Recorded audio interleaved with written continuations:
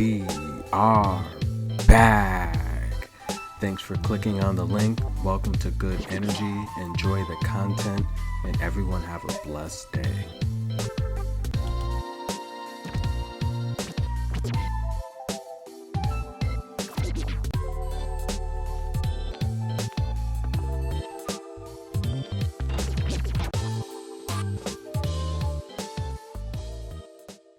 And we are back. This is Good Energy, guys. Welcome. We are back at the Australian Open. We are going to take a look at the remaining ladies left in the tournament. And we're also going to take a look at some of today's action. And what a great couple days of tennis we have had. Some unexpected upsets, some predictable matches. And what have we in store here later tonight? Of course, Emma Raducanu is back in action, and we're going to break down that matchup. And we want to know, is Emma for real? Is the US Open title, was that a fluke? Was that a hot racket at the right time? We're going to cover that a little later. But first, let's get right into it. We're going to take a look at some of today's action. Several upsets across the bracket. A lot of bracket busters today, very shocking matches. And I also want to take a look at the Naomi Osaka matchup. She's going to be going against Amanda Anismova. That's going to be a very, very tough matchup for Osaka, and that's going to be a fit checker. We're going to see, is Osaka fit? Is she game to defend her title? This is going to be the biggest test. In my opinion, this is going to be a lot tougher than a potential matchup with Ashley Barty because of the style that Amanda plays with. A lot of Barty's style, it's volatile. She can switch up, but playing someone like Amanda Anismova, who has a wide style that's going to force you to adapt to it, primarily from an athletic point of view. If Osaka's not fit, she's not going to beat Amanda. So we're going to take a look at that. But first, let's get right into some of today's upsets, and let's take a look. If you're not familiar with this woman here, that's Clara Tauson. Cool as the other side of the pillow. She's the world's ranked number 39th player on tour. She's 19 years old, but she's very tall. She's 6 foot tall. She plays with the right hand stance, and very good season last year. She has a couple single titles under her belt, 30 plus win season last year. She's only got 134 wins on her young career, but she can give people trouble. That's right. The big upset today coming out of Melbourne, Australia. That's right. Clara Tauson upset Anett. Anett Kontaveit, most people had her winning this tournament, or at least making it to the quarterfinals or semifinals. Anett Kontaveit, the 6th seed, is eliminated. That's right. Clara Tauson put up a huge fight today, relentlessness, and we are going to take a look at Anett Kontaveit just returning a complete heat check. That's right, a fireball coming at her with a rapid rate of speed towards the baseline. Anett Kontaveit doing everything she can to return this ball. Both hands gripped tight on the racket, attempting a backhand deep towards the baseline. She was facing these types of shots all day, and she could not hang. This is Anett following through with a decent motion, and Anett has some of the most technical return shots on tour. She's very technical, she's very accurate and precise, but this gives you a summary of her day at the office. That's the follow through motion. You can see the anguish, the frustration on her face, the sun shining bright down at her, very red, frustrated, giving her all, and that would not be enough today. Fat Joe said, make 'em lean back. Look at that. Unbelievable. That heat check from Clara Tauson just summarizes how her day went. Just heat bombs all over the court. Anett could not keep up. It almost looked like she was going to fall backwards on her back on the court. Unbelievable. Clara Tauson wins the first set 6-2. Anett was up 4-2 in the second set, had a couple breaks, but could not hold on. Clara Tauson advanced, and that is a huge upset on the day. Let's get into some others. Garbiñe Muguruza, the number 3 seed. Unbelievable. This is a match here. Most people had her winning, at least advancing to the round of 32. There's no way Garbiñe Muguruza would lose to Elise Cornet, the French woman. Elise said she did not look past her draw once she saw Garbiñe Muguruza. She said she was not planning to advance past Garbiñe. Garbiñe, the WTA finalist of 2020, the hard-hitting server, the towering 6-foot frame hovering over the net. Not today. Elise Cornet has spent more than half of her life on tour. She has a career tenure of 16 years on tour. She started on the tour at just about 16 years, so more than half of her life on tour. Unbelievable. Elise Cornet, this is not a match I would have predicted Cornet to win. Cornet she struggles against players with power, but today Elise Cornet proved that finesse can beat power. Personally, I am very happy for Elise. Bonjour, comment allez-vous? After that victory, she deserves it. However, I think she will struggle in the next round, but it's good to see some of the veterans be able to get through to the round of 32 to get a nice, pretty nice payday. So congratulations to Elise Cornet. Garbiñe's got to be exhausted. The late season last year, she won a huge purse at the finals, so I don't think she's too I'm sure she's disappointed, but I mean, this is definitely the best tournament she's played in terms of her career. This is the best major she's produced results in, but she's got to be proud of her efforts the last few months nonetheless. So I think the rest is well deserved, and we'll look forward to her on the next leg of the tour. But that's not all with the upsets. Amanda Anismova upset the 22nd seed Belinda Bencic in straight sets 6-2, 7-5, and she will advance to face Naomi Osaka, but we will come back to that in a moment. Let's take a look at some other notable wins on tour today. Elina Svitolina, the 15th seed, it took 3 sets to get it done, but she was up in the second set. She had the lead there, 5-4, but Tan was able to force a third set, and Tan would actually end up getting hurt. It seems as though something in her lower leg, possibly an Achilles, in that third set when it was 4-love. Elina was up 4-love, and Tan got injured and she could not finish, but Elina did advance with a victory there. She will face Victoria Azarenka. That's going to be a very good matchup I look forward to, and I'll be covering that shortly. But we want to send our best get well wishes to Tan. Hopefully she can recover soon. For anyone that missed the match, she did end up leaving in a wheelchair. So, I mean, you could see the agony on her face. There's no way she could have continued without risking further injury to the lower leg. I think it was possibly a ruptured Achilles. I'm not really sure. Don't quote me on that, but it was definitely a lower leg injury. Best wishes, but the inevitable Svitolina was going to win that match, but nonetheless, it was a good effort from a true battle-tested warrior. But on to another upset. We had Corey Goff and McNally, the besties. Those two were upset by Kasuk and Yastremka from the hard-hitting Ukraine. That's right. A lot of people were expecting Goff and McNally to go deep into this tournament, at least a quarterfinal appearance. I mean, they're a pretty great tag team duo there. We all know they're best friends, but nonetheless, Yastremka, they stepped up at the right time, and I think it just came down to power. I mean, they were just facing two ladies that were just a little bit stronger than them today. So yes, another upset. Goff and McNally doubles. They are out of the U.S. Open. And Iga Swiatek. Now, listen, guys, I watch a lot of tennis, and depending on the announcer, they're always guaranteed to pronounce Iga's last name differently.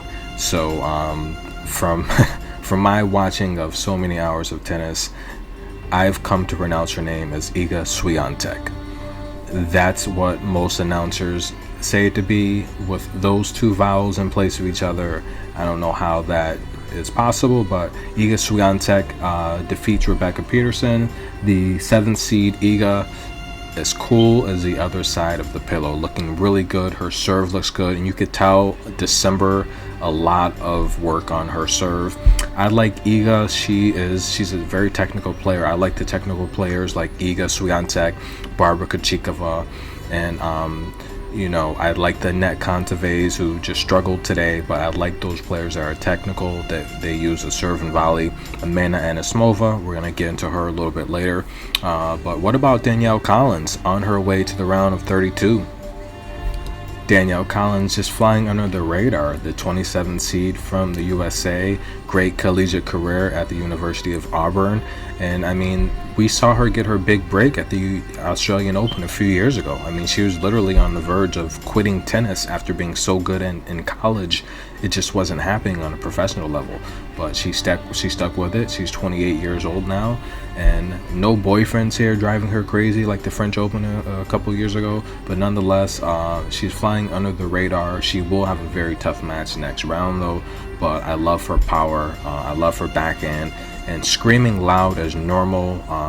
You could catch her yelling the catchphrase of Serena Williams, "Come on, let's go." And it's too bad Bianca Andreescu's not in this tournament, because she's always idoled Serena Williams and her catchphrases, and she screams them loud. But nonetheless, Danielle Collins is through. What about Sabalenka? Sabalenka, the number 2 seed. The upset alert went out from ESPN. Everyone that has notifications received this alert.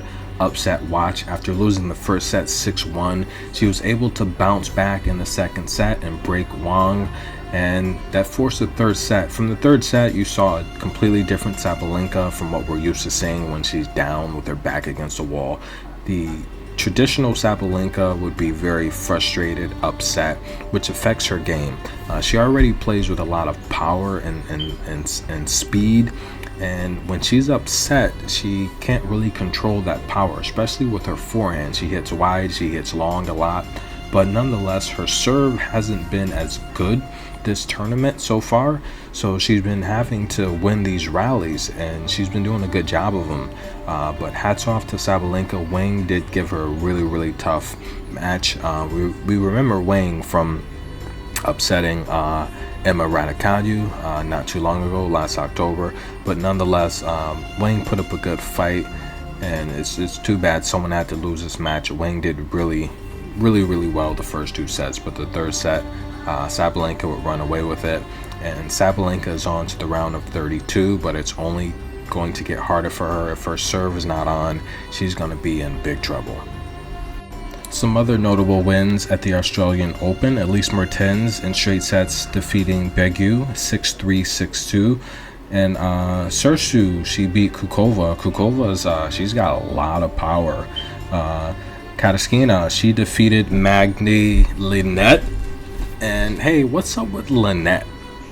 Now, I mean, I know Kataskina was the 23rd seed, but Linette lately, it just seems like there's too many antics with her game. Now, I've seen her play live quite a few times, and in the past, I never remember her doing a lot of the antics. Like now, like after every point, it's kind of like Yastremka. After every point, she has to turn around, with her back facing her opponent, kick her feet up, shake her butt, bend down and touch her toes, and her skirts are getting shorter and shorter.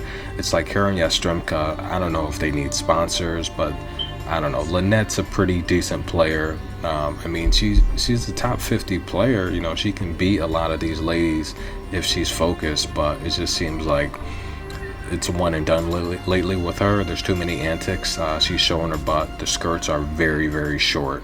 And I don't know. I mean, I know there was like a boyfriend thing a year or so ago, but I don't know if that's still going on. But the antics are definitely outweighing the game. But hey, I'm all eyes. Keep doing it. I'm not complaining. But other matches, Heather Watson put up a really, really good fight, taking Zedinsek the first set, losing a tiebreak 7-4. And the second set 6-4. So kudos to Heather Watson. She really did her best, but she just fell a little bit short. Right now, Raducanu is down to Zhang. She dropped the first set 6-4, and she's actually losing right now in the second set. So we'll see what Raducanu can do there.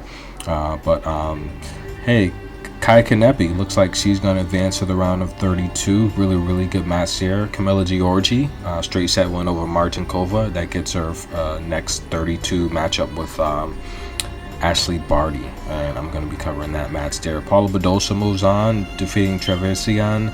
Azarenka beat Teichmann. Azarenka is going to be facing against Svitolina. That's going to be a really good match. But what about Madison Keys? She's got a point to prove here, beating Christian in straight sets. Madison Keys looks really good. Jessica Pegula coming back over a deficit against Bernarda Pera. And Ostapenko beating Alison Riss. Unbelievable. Ostapenko, one of my favorite players there. But let's get right into it. Without further ado, I have two more matches I'll be breaking down here in detail. Dana Kovinic versus Emma Raducanu, and Naomi Osaka versus Amanda Anismova. And then I'll also take a look at the round of 32 and some of the definitive matchups with some of the potential matchups. Dana Kovinic, she's no slouch. She's ranked 98th in the world, age 27, 5'7". Now, she hasn't really done much in the majors. She's never gone past the round of 64. She's been able to make the round of 64 a couple times in the Australian Open. We saw her do that as well in the US Open a couple times, and she's made the round of 64 even at Roland Garros, but she hasn't really done much at Wimbledon, and she's never been past the round of 64. However, though, she's got 4 times the on-court experience as someone like Emma Raducanu, and Danka's has some pretty big names on her resume. So as I'm trying to say here, she's not a slouch here. Okay, so I don't think this match with Emma Raducanu is going to be a breeze. It's not going to be a walk in the park. Some of the notable wins that Danka has on her career, I mean, she's beat a lot of top 20 players. She's beat Ons Jabeur in straight sets. She's beat Shelby Rogers. She's even beat players like Lauren Davis, Victoria Tomova. We saw her also beat Belinda Bencic. We saw her beat Veronika Kudermetova. We saw her beat Putintseva, Kvitova. We saw her beat Leylah Fernandez. So I mean, she's had some decent wins here.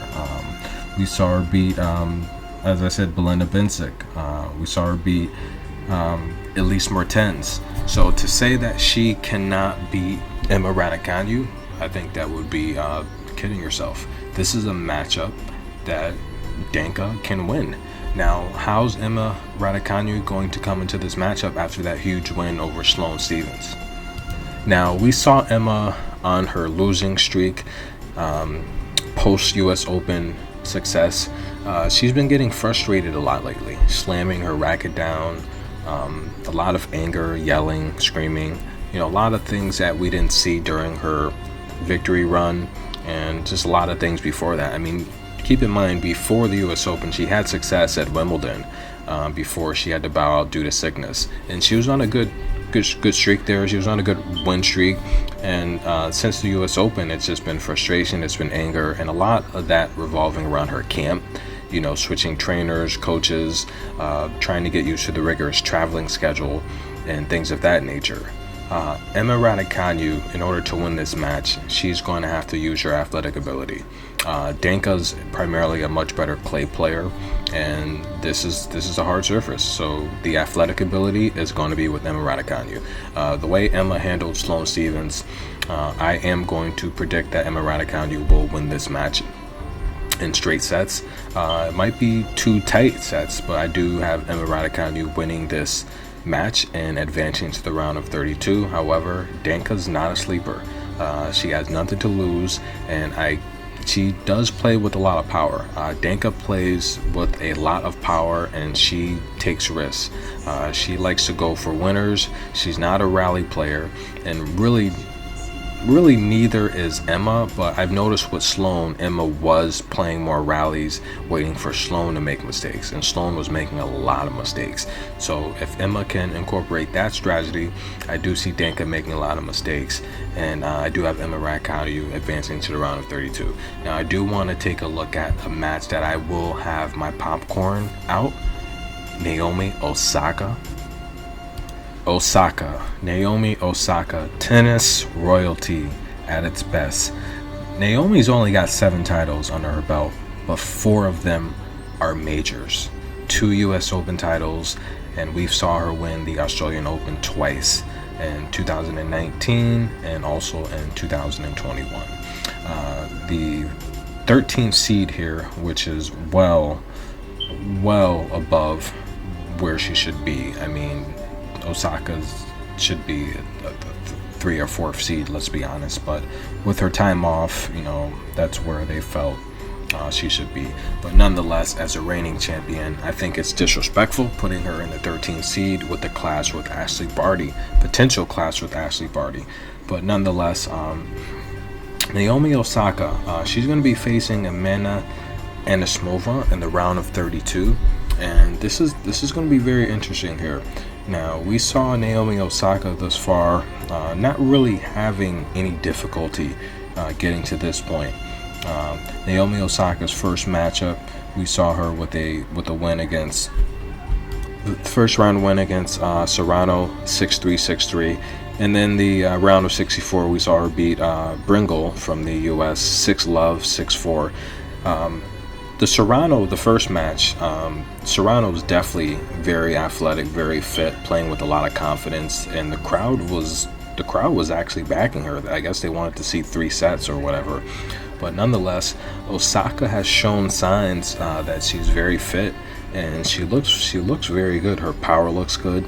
The thing with Osaka's game is she's really good at redirecting the ball, and this is what a lot of the greats do, like Serena Williams, Venus Williams for all those years, Jennifer Capriati. A lot of the greats, they redirect your energy. So while your intentions are dominating the court control, and playing with your best shots, whether it's your forehand, or your backhand, or your slice, what Osaka does is she takes your best weapon and she redirects the ball. She redirects the flow of the ball to where she's basically has free shots, and essentially she sets it up to where she has her best shots at any angle that she wants.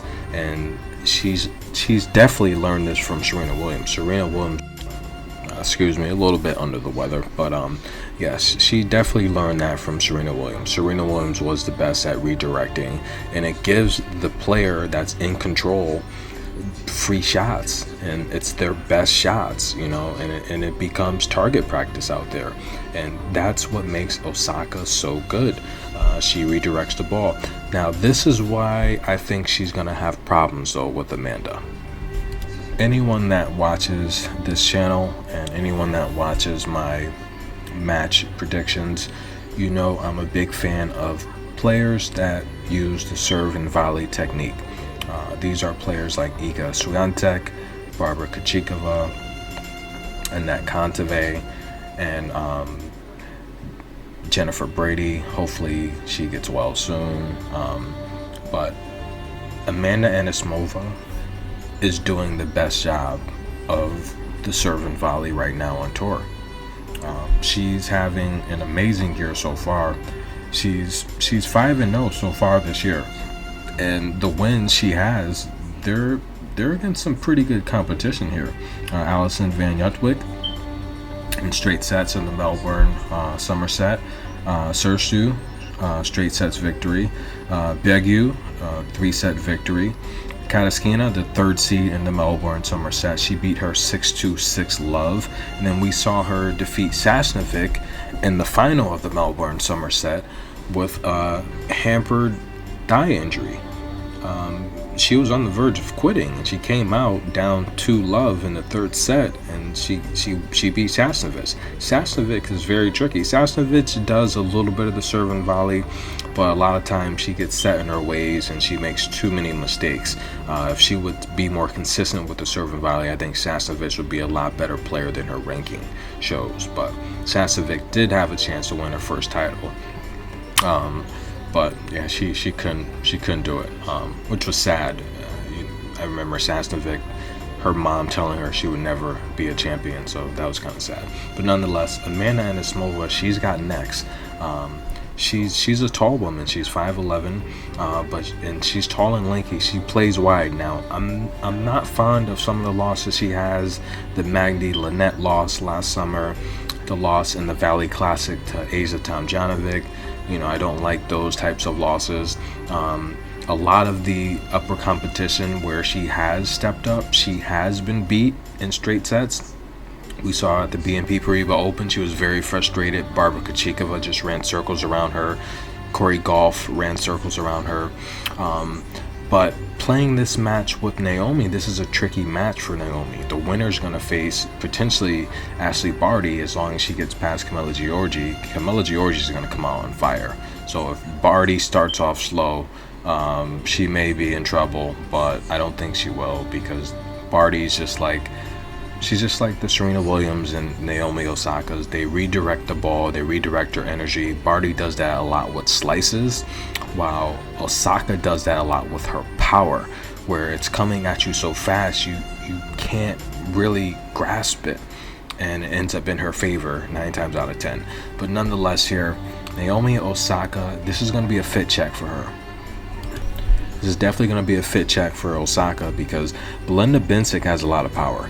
And Amanda handled Belinda's power very, very well in straight sets victory. And a lot of these tournaments is the winners is how you're playing coming into the tournament. Amanda's 5-0 on the years. Her confidence is very high. Beating Belinda, she's got to feel good about herself coming into this match. And the reality here is, if Osaka starts off slow, she's going to be in trouble. This match has the potential to go 3 sets, and I would possibly even consider Amanda Anismova on the game spread. However, I will think that the level of competition and experience, Osaka is weather tested, having defeated Serena Williams several times in either major finals or semifinals. I do have Osaka beating Amanda Anismova. It's going to be a tight win. Again, I would possibly even consider Amanda Anismova on the game spread, but I do have Osaka squeaking by. This will be a tough match for Osaka. It's not going to be a walk in the park, and this has the potential for even an upset. So keep that in mind. Amanda Anismova, we have her on the game spread, but I do have Osaka winning this match. Let's take a look at some of the potential matches for the round of 32 and some of the definitive matches for the round of 32. Now, these essentially are not in any specific order. This is essentially for the round of 32. Kai Kanepi, who just got the win over Buskova. I'm going to have Kai Kanepi defeating Ingles and advancing to the round of 16. This is going to be a great win for Kai Kanepi. She's proven that she's in great shape, and her power, her power is underestimated. I mean, she's got the power of a Madison Keys and a Sabalenka. Kai Kanepi will advance. Stepanko looked like she was 15 to 20 pounds overweight, but her power has not disappeared and looks like she's playing herself in shape. I have her advancing to the round of 16 with a matchup. Azarenka Svitolina, that's just a tough matchup. I'm going to have to take Svitolina with the 4-game spread. She's getting 4 games. That's going to be a tough matchup, to be honest with you. I'm taking Svitolina on the spread and potential upset alert. Danielle Collins versus Clara Tauson. We just saw what Tauson did to Anett Kontaveit. Danielle Collins is not going to be anything special. You're going to get Clara Tauson as an underdog. We're going to take Clara Tauson to defeat Danielle Collins. That's going to be a lock for me. Tauson defeating Danielle Collins. Now, Iga Swiatek with the good win over Rebecca Peterson. She's going to be facing Kasatkina, who defeated Magni Linette. Kasatkina has power.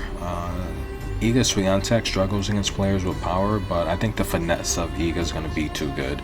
At a fairly decent odds, I like Iga Swiatek to defeat Kasatkina and advance to the round of 16.